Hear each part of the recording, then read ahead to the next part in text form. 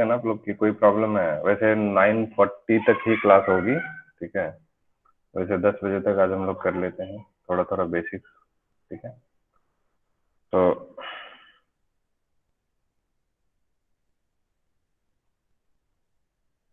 Current electricity chapter हम लोग start कर रहे हैं, जिसमें ये सब टॉपिक्स है। ऑलमोस्ट इसमें बहुत सारे टॉपिक जैसे सीरीज एंड पैरेलल कॉम्बिनेशन हो गया, ओम्स लॉ हो गया, ठीक है, electric current, conventional direction of conventional current direction, ठीक है, ईएमएफ, पोटेंशियल डिफरेंस जैसे आप लोग पढ़े ही हैं 10th में, ठीक है, ये सब है। Internal resistance of a cell ये नया है, ठीक है। And series and parallel combination of cells ये भी नया है। तो कुछ टॉपिक्स इसमें आपको जो है पढ़े हुए हैं। ये इस चैप्टर का एक पार्ट है। दूसरा पार्ट भी उसमें बिल्कुल नए नए टॉपिक्स आएंगे, ठीक है, जिसमें मोस्टली इस चैप्टर में न्यूमेरिकल्स होते हैं, क्वेश्चंस होते हैं, ठीक है। तो इसको हम लोग वन बाय वन करके टॉपिक्स को देखेंगे। सबसे पहले आपको मालूम होगा चार्ज क्या होता है। What is charge? It is the flow of electron for intrinsic property of matter है। Intrinsic property of matter. सभी मैटर में चार्ज होता है। जिनकी रेजिस्टेंस हाई रहती है उनमें नहीं रहता। हाँ, तो जिसका पोटेंशियल जो है, सॉरी पोटेंशियल बोल रहा हूँ, जिनमें मतलब जैसे इंसुलेटर है, ठीक है, तो उसमें चार्जेस बहुत ही कम होते हैं, almost negligible amount of charges होते हैं, ठीक है। तो चार्ज एक्चुअली में किसी भी कंडक्टर में कितना जो है चार्ज फ्लो हो रहा है, ठीक है, तो वो हम लोग डिपेंड करता है किस पे, इलेक्ट्रॉन्स कितने हैं उसके पास में, ठीक है। This is the flow of electrons, है ना, को ही हम लोग चार्ज बोलते हैं। और चार्ज का जो फॉर्मूला होता है मैथिका, इसके बारे में हम लोग डिटेल से चैप्टर 1 में पढ़ेंगे, ठीक है, इलेक्ट्रोस्टैटिक्स में, ठीक, वहां पर चार्ज की ढेर सारी प्रॉपर्टीज पढ़ते हैं हम लोग। तो बेसिकली इस चैप्टर में हम लोग को चार्ज का सिर्फ फॉर्मूले से काम आ जाता है, ठीक है। सो चार्ज का मालूम है आपको क्या होता है formula? Q equals to any। हाँ, चार्ज का फॉर्मूला होता है आपका Q से चार्ज को डिनोट करते हैं, that is equal to N into E, है ना। जहां पर N क्या है? N क्या होता है? नंबर ऑफ इलेक्ट्रॉन्स, ठीक है, कितने नंबर ऑफ इलेक्ट्रॉन्स फ्लो कर रहे हैं, ठीक है। और E क्या है? इस E की जो वैल्यू होती है 1E इक्वल्स टू कितना, minus charge on one electron minus 1.6 into 10⁻⁻19 coulomb, ठीक है। क्योंकि चार्ज की जो एसआई यूनिट होती है वो आपको मालूम है क्या होती है? SI unit of charge, coulomb. This is coulomb, ठीक है, COULOMB, ठीक है। सो 1 इलेक्ट्रॉन पे जो चार्ज होता है दैट इज -1.6 इंटू 10⁻⁻19 कूलाम। तो अगर 2 इलेक्ट्रॉन है तो टोटल चार्ज कितना हो गया? 2 इंटू 1.6 इंटू 10⁻⁻19। 10 इलेक्ट्रॉन हो गया तो 10 इंटू 1.6 इंटू 10⁻⁻19, ठीक है। समझ आ रहा है सबको? तो ये सब जो है चार्ज का फॉर्मूला है। एनी प्रॉब्लम किसी को? No sir. No sir. अब आती है बात किसकी? करंट की। करंट जो होता है इसका फॉर्मूला, इस करंट की डेफिनेशन क्या होती है? The rate of flow of charge को हम लोग क्या बोलते हैं? करंट बोलते हैं। So this is I is equal to Q upon T, ठीक है। कितना अमाउंट ऑफ चार्ज फ्लो कर रहा है पर सेकेंड, ठीक है, दैट इज कॉल्ड करंट, ठीक है। सो करंट की जो को हम लोग डिनोट करते हैं आई से, और इसकी एसआई यूनिट क्या होती है? SI unit of current ampere. Ampere. इसको हम लोग बोलते हैं एम्पियर, ठीक है। SI unit of current is ampere, और इसको डिनोट करते हैं किससे? ए से, ओके, ठीक है। उसके बाद एम्पियर को हम लोग और क्या लिख सकते हैं? दिस इज व्हाट, इसकी यूनिट क्या होती है? चार्ज की यूनिट कूलाम, और टाइम की यूनिट सेकेंड, ठीक है। तो कूलाम्ब पर सेकेंड को भी हम लोग एम्पियर बोल सकते हैं, ठीक है। तो अब ये बताइए, जो करंट है वो स्केलर क्वांटिटी है या वेक्टर क्वांटिटी है?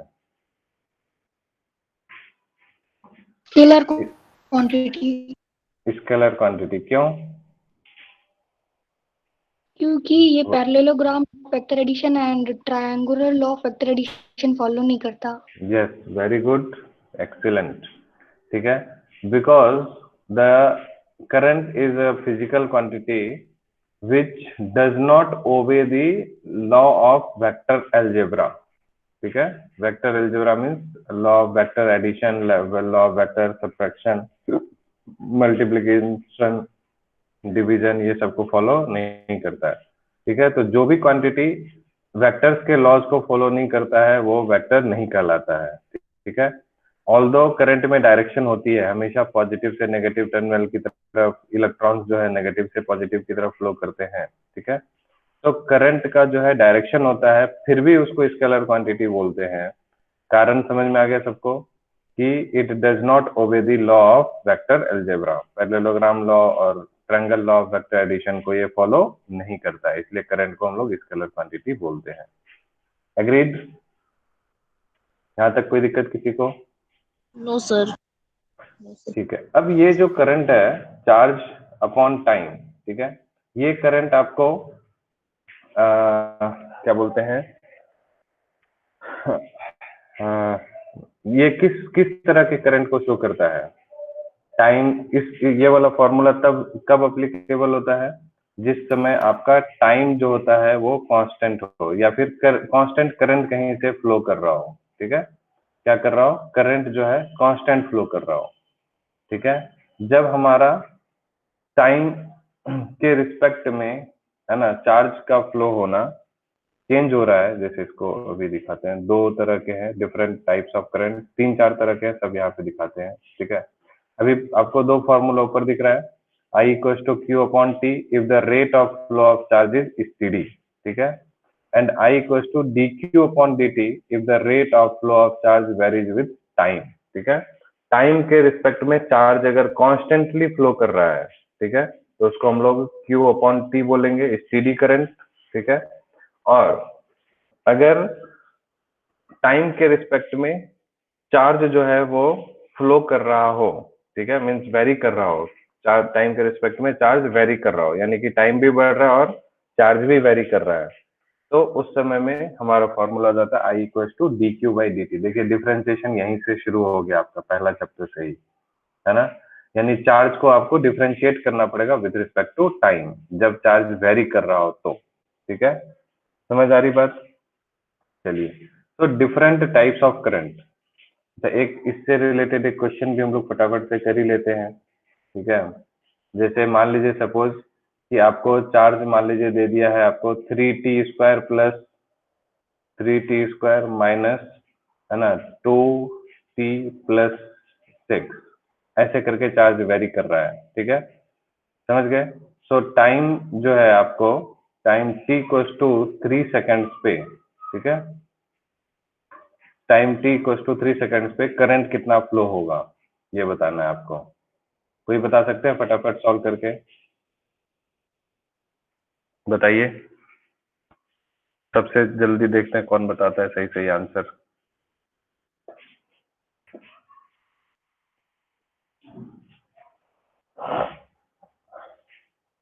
Twenty seven.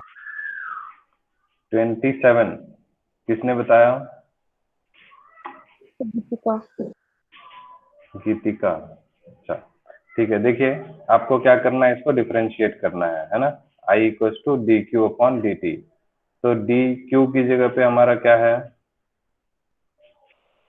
क्यू की जगह पे this is 3t² minus 2t and plus 6, ठीक है, विथ रिस्पेक्ट टू टाइम, ऐसे ही करना है इसको, है ना। तो आई थिंक कि मैं अगर थोड़ा शॉर्टकट में समझाऊं तो आपको समझ में आ जाएगा। 3 कांस्टेंट है, उसको बाहर रखेंगे, ठीक। t² का डिफरेंशिएशन कितना होता है बताइए सब कोई? t² का डिफरेंशिएशन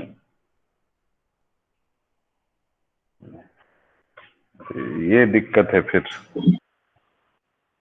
2t। टी स्क्वायर, हाँ, एक्स की पावर एन का डिफरेंशिएशन क्या होता है? एक्स की पावर एन का differentiation nx n-1 N X n N minus one, ठीक है। तो बस यही तो करना था। तो एन की जगह कितना आ गया यहाँ? 2। टी की पावर कितना? 2 - 1। 2 - 1 कितना होता है? 1, ठीक है। सो 2 × टी। अब देखिए, अभी शुरुआत है, अभी से आप लोग अगर ऐसे करेंगे तो फिर कैसे होगा? डिफरेंशिएशन को एकदम, मैं बोला हूँ ना, बहुत यूज होगा, बहुत ज्यादा, ठीक है। तो 2 × टी लिख दिया हमने, ठीक है। -2 कांस्टेंट है बाहर, ठीक है। फिर टी का डिफरेंशिएशन कितना होगा बताइए? टी का 1 डिफरेंशिएशन, हाँ,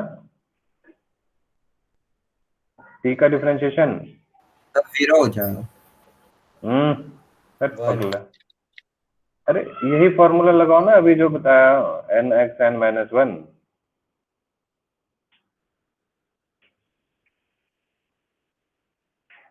नहीं किए हैं आप लोग प्रैक्टिस। हाँ 1 होगा, देखो, है ना। टी की पावर कितना है? 1। तो n × x यानी टी की पावर n-1, तो 1 - 1 पावर 1 था। 1 - 1 कितना होता है? 0 0। तो टी की पावर 0 कितना होता है? टी की पावर 0 1 1, ठीक है। सो 2 × 1, ठीक है। प्लस 6 का डिफरेंशिएशन कितना होगा? 0 0 क्यों? क्यों 0 होगा? वेरिएबल नहीं है। कांस्टेंट बोलिए। हाँ, कांस्टेंट है इसलिए, ठीक है। तो कांस्टेंट का डिफरेंशिएशन 0 होता है। यस, गुड, ठीक है। ऐसे रिप्लाई करते जाना है, ठीक है। तो इट इज 0।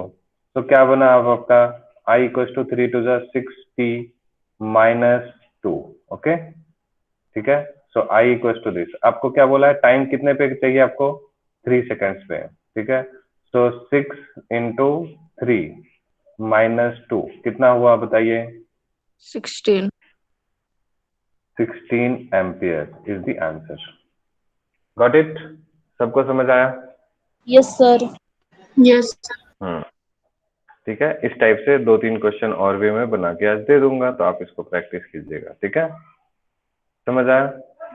Yes sir. हाँ, चलिए उसके बाद फिर कहाँ थे हम लोग?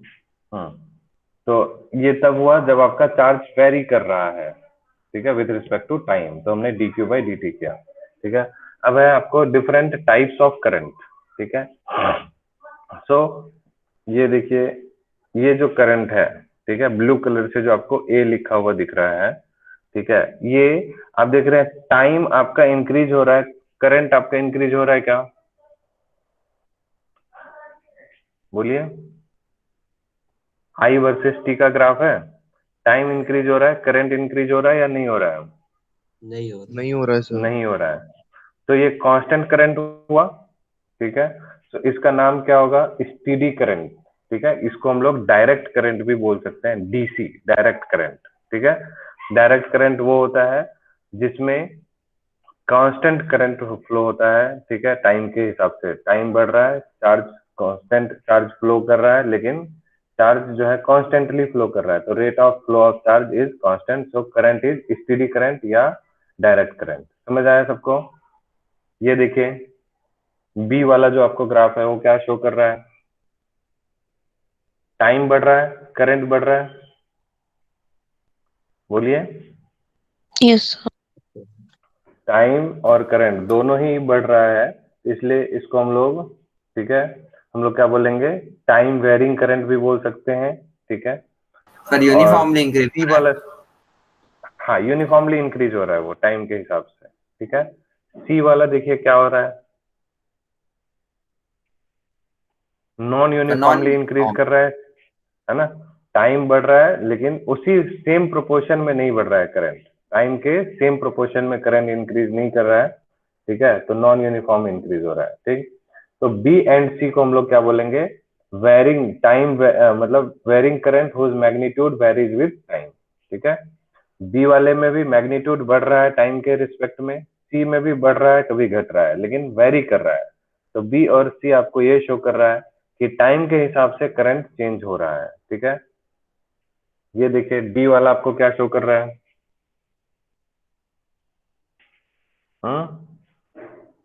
AC current. हाँ, अल्टरनेटिंग करंट इसको बोलते हैं। ये आप देखिए कुछ फिक्स्ड इंटरवल ऑफ टाइम के बाद ये क्या कर रहा है, उसको अपने आप को रिपीट कर रहा है, और मैग्नीट्यूड टाइम भी बढ़ रहा है और करंट कभी बढ़ रहा है कभी घट रहा है एक फिक्स्ड इंटरवल ऑफ टाइम में। ठीक है, तो जिसको हम लोग बोलते हैं अल्टरनेटिंग करंट। तो ए वाला जो था ब्लू वाला दैट इज डायरेक्ट करंट, और डी वाला जो है वो है अल्टरनेटिंग करंट। यही दोनों हम लोगों को पूरे सिलेबस में पढ़ना है मेनली, एसी और DC.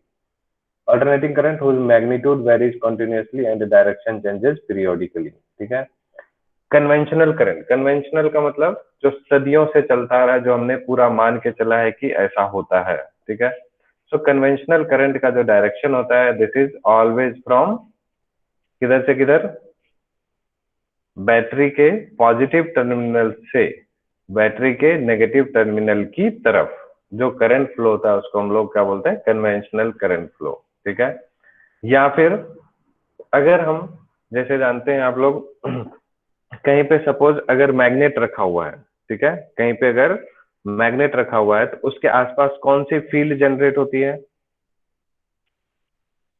Magnetic field. Magnetic field. ठीक है, उसी तरह से जब कहीं पे भी चार्ज रखा हुआ होता है तो उसके आसपास कौन सी फील्ड होती है?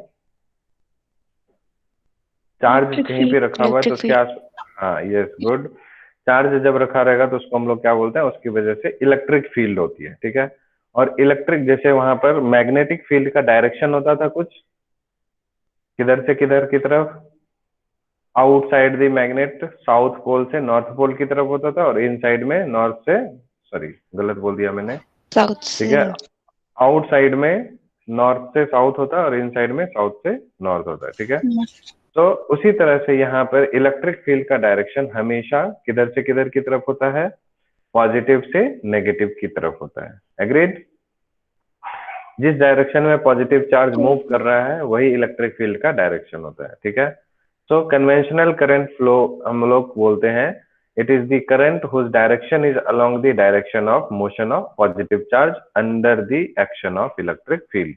ठीक है, इलेक्ट्रिक फील्ड को जब हम लोग मतलब सब अप्लाई कर रहे हैं या सप्लाई कर रहे हैं तो उस समय में पॉजिटिव चार्ज जिधर मूव करेगा वही हमारा कन्वेंशनल करंट फ्लो का डायरेक्शन होता है। ठीक है, तो ये देखिए कन्वेंशनल करंट यहाँ पर इलेक्ट्रॉन किधर फ्लो कर रहा है, नेगेटिव से पॉजिटिव की तरफ। ठीक है, इलेक्ट्रॉन किधर से फ्लो कर रहा है, नेगेटिव से पॉजिटिव की तरफ, और करंट किधर से किधर फ्लो करेगा, पॉजिटिव से नेगेटिव की तरफ। ठीक है, तो करंट का डायरेक्शन हमेशा इलेक्ट्रॉन के डायरेक्शन में के अपोजिट होता है। बात समझ में आ रही सबको, कोई दिक्कत इसमें? कन्वेंशनल करंट डायरेक्शन बोले पॉजिटिव से नेगेटिव की तरफ, positive charge positive terminal of battery से नेगेटिव टर्मिनल ऑफ बैटरी, आप इतना समझिए। ठीक है, इलेक्ट्रॉन का डायरेक्शन हमेशा क्या होता है, opposite to the direction of conventional current. Conventional current देखिए यहाँ पर पॉजिटिव से नेगेटिव जा रहा है, राइट टू लेफ्ट, और इलेक्ट्रॉन आपका लेफ्ट टू राइट, नेगेटिव से पॉजिटिव। ठीक है, ड्रिफ्ट वेलोसिटी के बारे में थोड़ा हम लोग बाद में पढ़ेंगे, अभी इसका समय नहीं आया है। ठीक है, उसके बाद करंट डेंसिटी। ठीक है, करंट डेंसिटी मालूम है आप लोगों में से किसी को, जो थोड़ा बहुत कहीं पढ़े होंगे? What do you mean by current density?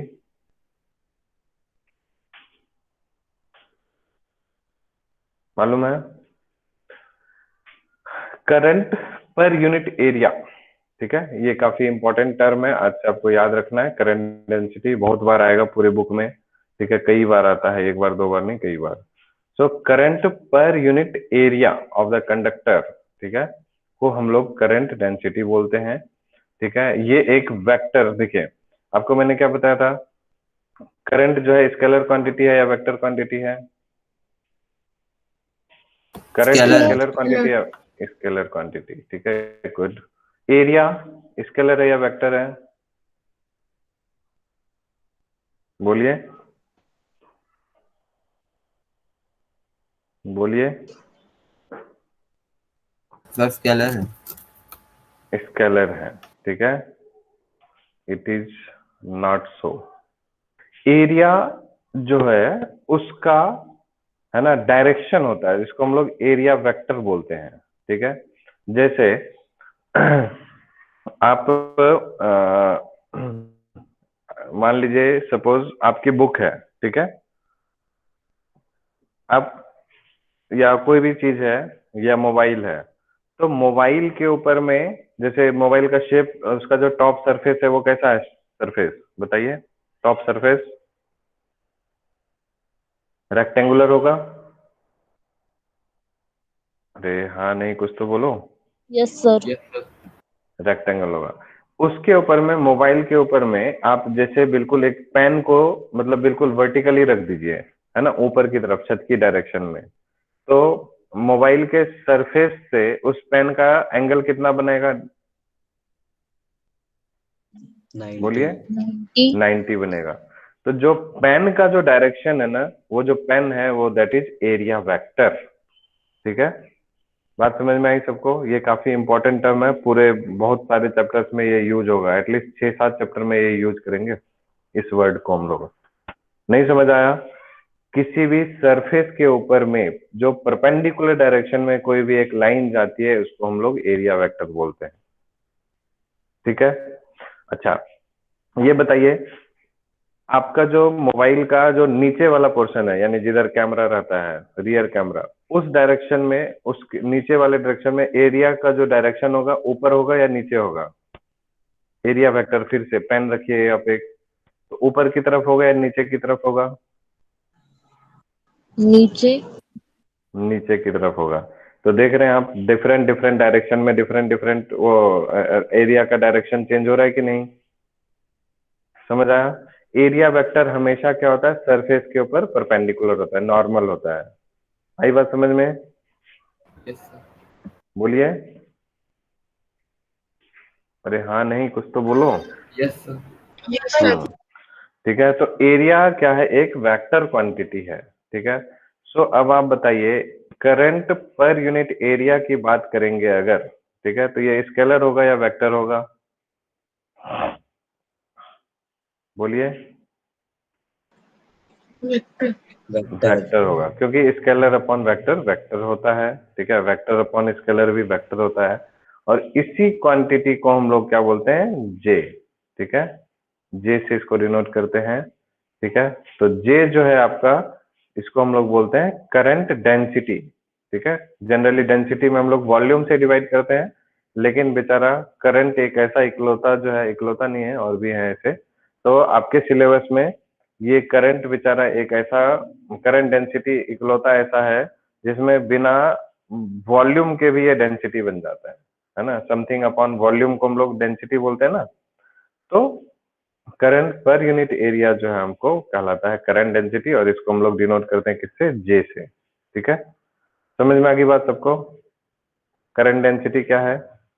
Yes sir. ठीक है, J equal to I upon ए। उसके बाद भी कुछ फॉर्मूला लिखा है, आपको उधर ध्यान देने की जरूरत नहीं है। तो आप यहाँ से अगर देखेंगे ध्यान से, तो अगर आप इसको, तो जे भी जो है आपका क्या है, वेक्टर है, और एरिया भी वेक्टर है। तो करंट का फॉर्मूला क्या बन गया यहाँ से, जे वेक्टर इंटू ए वेक्टर, ठीक है ना। दोनों वेक्टर वेक्टर मल्टीप्लाइड है, ठीक। उसको डॉट प्रोडक्ट के साथ होते हैं। ओम्स लॉ याद है आप लोगों को? क्या होता है? V proportional to R। नहीं नहीं, V प्रोपोर्शनल टू I या I प्रोपोर्शनल टू V। किसी भी कंडक्टर में आप जितना ज्यादा आप अमाउंट ऑफ करंट को फ्लो कराएंगे, उतना ज्यादा, उतना, या फिर किसी कंडक्टर में आप जितना ज्यादा वोल्टेज सप्लाई करेंगे, उतना ज्यादा जो है वहां से करंट फ्लो होगा, ठीक है। जैसे मान लीजिए एक कंडक्टर है आपका, ठीक। इस कंडक्टर में क्या किया हमने, एक बैटरी से इसको कनेक्ट कर दिया, ठीक है। कंडक्टर आप सिलेंड्रिकल शेप में जो देख रहे हैं, ठीक है, उसको हमने बैटरी से कनेक्ट कर दिया, जहां पर बैटरी का पोटेंशियल है V, तो वहां पर I करंट फ्लो हो रहा है। तो जितना ज्यादा आप वोल्टेज को बढ़ाते जाएंगे उतना ज्यादा करंट फ्लो बढ़ता चला जाएगा। सो I प्रोपोर्शनल टू V या V प्रोपोर्शनल टू I। और प्रोपोर्शनल का साइन हटाते हैं तो एक कांस्टेंट क्वांटिटी डालते हैं, दैट इज आर। ठीक है, so v equal to R into I. तो ओम्स लॉ का जो ग्राफ बनता है I versus V, Y axis पे आई होता है, एक्स एक्सिस पे वी होता है। इसका जो ग्राफ है आपका इस तरह से है, स्ट्रेट लाइन में। ठीक है, समझ गए? कोई दिक्कत यहाँ तक ओम्स लॉ वाला समझने में? No sir. इसमें ध्यान में क्या रखना है आपको, ओम्स लॉ का कंडीशन क्या है, टेम्परेचर आपका कांस्टेंट रहना चाहिए। ठीक है, जब भी आप ये वोल्टेज सप्लाई कर रहे हैं तो टेम्परेचर कांस्टेंट रहना चाहिए। ठीक है, कांस्टेंट टेम्परेचर पे voltage directly proportional to current होता है, तो डायरेक्टली प्रोपोर्शनल का जो ग्राफ होता है वो इस तरह से बनता है। ठीक है, एनी प्रॉब्लम? No sir. ठीक है, और इसमें जो v प्रोपोर्शनल टू i था, तो वहां से v equal to r into I बना था। r जो है वो प्रोपोर्शनल कांस्टेंट था, उसी को हम लोग रेसिस्टेंस बोलते हैं। और रेसिस्टेंस की एसआई यूनिट क्या होती है? ओम। ओम होती है। ठीक है, so resistance in terms of physical features of conductor. ठीक है, यहाँ से हम लोग जो है अब रेसिस्टेंस के बारे में आप लोग जानते ही होंगे, 10th में पढ़े होंगे, है ना? किन किन चीजों पर डिपेंड करता है मालूम है? रेसिस्टेंस किन किन चीजों पर डिपेंड करता है? Area of cross section. हाँ, एरिया ऑफ क्रॉस सेक्शन और लेंथ लेंथ ऑफ कंडक्टर। ठीक है, ये मेनली दो चीजों पर डिपेंड करता है। और तीसरा होता है नेचर ऑफ मटेरियल और और टेम्परेचर। ठीक है, इसके बारे में हम लोग जो है कल डिटेल से पढ़ेंगे।